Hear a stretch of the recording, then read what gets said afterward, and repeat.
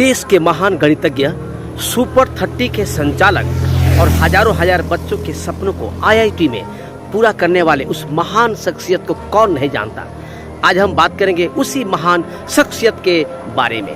दोस्तों, अब तक तो आप जान ही गए होंगे कि वो शख्सियत कौन है। पता नहीं जीत किसकी और हार किसकी होगी, पर आज बात आनंद कुमार की होगी। वो पाया है, सब बेजों की लीला है, माया है, पतझड़ का भी मौसम लागे सब। इस शख्सियत के बारे में बात नहीं करना बेईमानी होगी, इसलिए आज हमने तय किया है उस महान शख्सियत के जीवन के बारे में मैं दो चार बातें आपको बताऊंगा। उन्हें मौलाना अबुल कलाम आजाद पुरस्कार से सम्मानित किया गया है 2010 में। उन्हें 2019 में महावीर पुरस्कार से सम्मानित किया गया है। इतना ही नहीं, अमेरिका के कैलिफोर्निया में एजुकेशन एक्सीलेंस के पुरस्कार से उन्हें सम्मानित किया गया है। उसके बाद साराभाई राष्ट्रीय पुरस्कार से उन्हें सम्मानित किया गया है।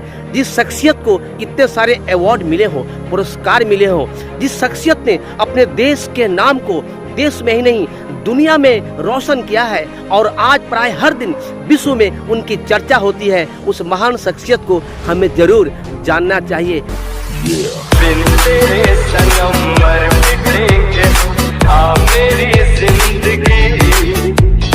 बिन तेरे सनम मर मिटेंगे, हाँ मेरी जिंदगी।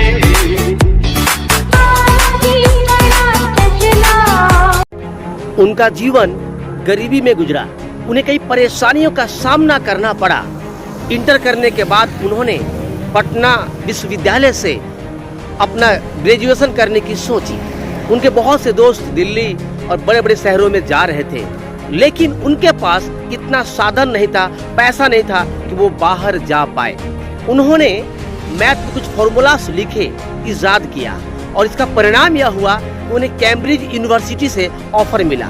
उन्हें बहुत खुशी मिली वहां जाने के लिए। पूरे परिवार में मानो आनंद सा छा गया और परिवार में ही नहीं, उनके पड़ोस में और गांव में भी आनंद का माहौल था कि आनंद जी अब कैम्ब्रिज जाएंगे। लेकिन पैसों की कमी के कारण वो वहां नहीं जा सके। अंत में उसकी माताजी ने कहा, हम पापड़ बेचते हैं। वो पापड़ बनाएंगी और आनंद कुमार और उनके भाई ने मिलकर पटना की सड़कों पर पापड़ बेचे और 4 साल तक उन्होंने इस काम को किया। घर की हालत और बिगड़ती जा रही थी, इसलिए उन्हें सोचा हमें कुछ और भी करना पड़ेगा। एक दिन उनके भाई ने उनसे कहा कि भाई साहब, हम कब तक ये काम करते रहेंगे, चलिए हम कुछ बड़ा करते हैं, आप पढ़ाते क्यों नहीं। इस बात ने आनंद जी को सोचने को मजबूर कर दिया। उन्होंने सोचा कि ठीक है, हम ये काम करते हैं। उन्होंने इसकी शुरुआत की। उनको पता था ऐसे बहुत से बच्चे हैं जो गरीब हैं, मगर उन बच्चों में प्रतिभा की, टैलेंट की कोई कमी नहीं है। उनके पास केवल अवसर और पैसे की कमी है। तो हम लोग उनको पढ़ाएंगे, उनके जीवन में उनके लक्ष्य को हम पूरा करेंगे। ये बात को ठानकर आनंद जी ने सुपर 30 की शुरुआत की। शुरुआत में उन्हें कुछ संघर्ष तो करना पड़ा, लेकिन उनको लगा था कि उनके ऐसे ऐसे बच्चे हैं, उनमें काफी प्रतिभा है, टैलेंट है, वो महान काम कर सकते हैं। तो शुरुआत में उनको लगा कि आईआईटी में 4-5 बच्चों का चयन तो हो ही सकता है। लेकिन जब रिजल्ट निकला तो कम से कम 30 में से 18 बच्चे सफल हो गए। ये उनके लिए बहुत ही खुशी की बात थी और सारे देश के लिए खुशी की बात थी। वो खुद ही गरीबी से जूझते रहे, लेकिन उन्होंने बच्चों को पढ़ाया, अपने घर से पैसे खर्च किए, उन्हें पढ़ने की सामग्री उपलब्ध कराई, किताबें उनको दी और उनको ये विश्वास था कि आज का उनका ये मेहनत एक दिन रंग लाएगा और परिणाम उनके सामने था। उनकी सफलता को देखकर उनके शत्रु भी पैदा हुए।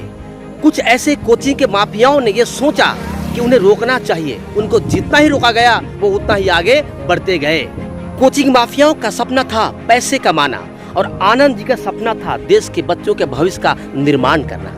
उन्होंने पूरी ईमानदारी से बच्चों के लिए काम किया और परिणाम यह हुआ कि बच्चे सफलता पाते गए और देश के सारे बच्चों का प्यार उनको मिलता गया, उनका समर्थन बढ़ता गया। अब क्या था, अब दुनिया उनको जानने लगी थी, इसलिए उन्होंने आगे हमेशा अपने मेहनत से, ईमानदारी से इन बच्चों के जीवन को बनाने के लिए अपना सब कुछ लगा दिया। दोस्तों, उन पर जो फिल्म बनी थी सुपर 30, उस फिल्म में उनके जीवन में 4 चांद लगा दिया। जिन लोगों को उनके बारे में पता नहीं था वो भी जान गए कि आनंद सर क्या चीज है। इस फिल्म का कुछ डायलॉग है जो काफी फेमस है कि अब राजा का बेटा राजा नहीं बनेगा, राजा वही बनेगा जो हकदार होगा। दोस्तों, इस डायलॉग ने हमारे दिल में, हमारे दिमाग में और हमारे जीवन में एक ऐसी ऊर्जा का संचार किया, मानो ऐसा लगता है कि हम सबों को उनका सपोर्ट करना चाहिए और जहां भी ऐसे बच्चे हैं जो संघर्ष करते हैं, उनके सपनों को पूरा करने के लिए आनंद कुमार जैसे और भी लोग पटना में जो काम कर रहे हैं, खान सर हो या कोई भी और हो, इन सबों का सपोर्ट करना चाहिए ताकि हमारे देश के बच्चे पढ़ लिख कर अपने सपनों को पूरा करें और अपने देश का नाम को रोशन करें। यही नहीं, एक और भी डायलॉग था जहाँ वो कहते हैं कि इन अमीरों ने अपने लिए चिकनी सड़कें बनाई हैं और हमारे राहों में बड़े बड़े गड्ढे खोद दिए हैं, लेकिन वो एक गलती कर गए, साला हमको कूदना सिखा दिए। ये वो डायलॉग है जो सबको प्रेरित करता है। दोस्तों, हम कभी कभी अपना पैसा और समय ऐसे लोगों के लिए खर्च करते हैं जो हमसे पैसे कमाकर विदेशों में ऐश करते हैं। क्यों ना हम अपना समय, अपना पैसा या जो भी हमसे बन पड़ता है, हम ऐसे लोगों के लिए खर्च करें जो देश का निर्माण करते हैं, जो देश के टैलेंट को आगे बढ़ाते हैं। दोस्तों, खान सर जी हैं, अलग सर जी हैं, आनंद कुमार सर जी हैं, इन महान लोगों का हम समर्थन करें, सपोर्ट करें, जो हमारे देश का निर्माण करना चाहते हैं, ताकि हम भविष्य में अपने देश को एक नई दिशा दे सकें। दोस्तों, यदि आपको मेरा ये इन्फॉर्मेशन, ये वीडियो अच्छी लगी हो और आप भी सपोर्ट करते हैं आनंद सर का, अलग सर का, खान सर का, तो आप इस वीडियो को लाइक करें, शेयर करें और हमारे चैनल को सब्सक्राइब करें। जय हिंद, जय भारत।